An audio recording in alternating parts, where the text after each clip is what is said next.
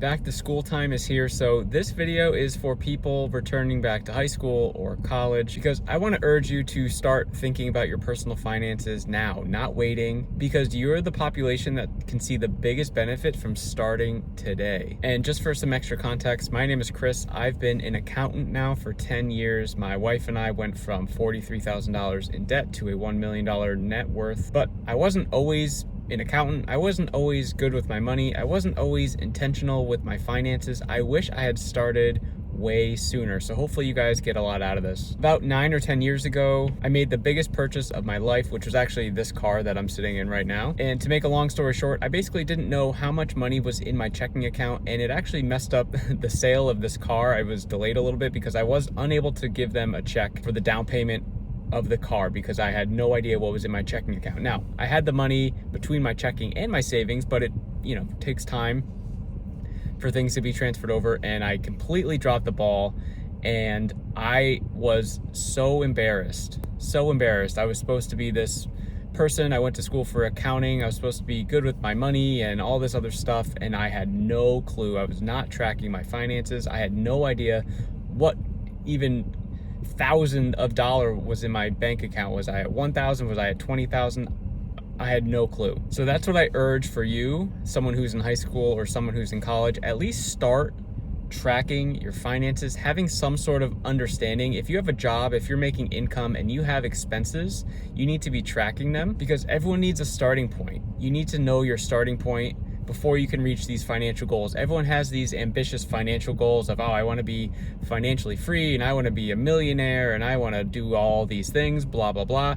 But you can't get there without knowing where you're starting from. Too many people are trying to build the third floor of their building and they haven't even built the foundation yet, which is tracking your finances. So tracking your finances starts with budgeting. You got to budget your finances. If you have debt, you need to be tracking your debt on a sheet and understanding how much money you're paying each month, what strategy are you using, what's going to be your debt-free date, how much interest are you paying. Like, these are just sort of the basic things that you need to understand.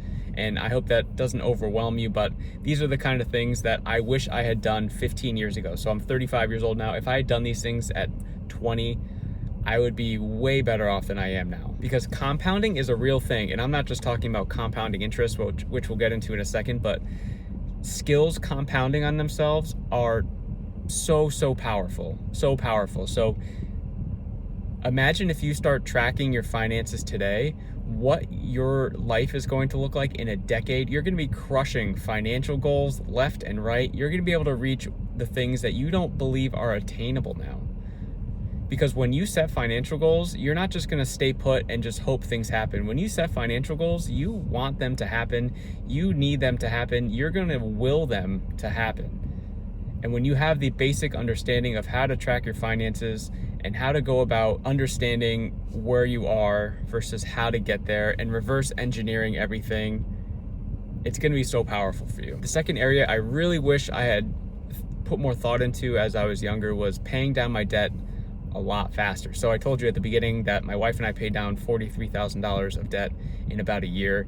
And this was about 5 years ago. So I was 29, 30 years old. So hopefully if there's any high schoolers watching this, you do not have any debt, because I don't know why you would have debt. But for people in college, you're obviously going to have at least a student loan, I would imagine. And I want you to think about debt in this way, which I didn't really think about until, again, it was too late. I was in my late 20s. I want you to think of debt as you paying money for a thing which is building someone else's wealth. So you paid for a thing, and that interest that you're paying them is building their wealth. So similar to when you buy a car, for example, like, you're not just paying $20,000 for a car. If you're financing it, you're paying a lot more because of interest, and that's where these companies and industries are making a ton of their money, okay? So what's a powerful shift that I want you to think of is, instead of building someone else's wealth by paying them interest, why not build your own interest and build your own wealth off of that? So if you have debt, I want you to pay it off as soon as possible. I know you're probably sitting there like, I am trying, like, of course I'm trying to pay this off.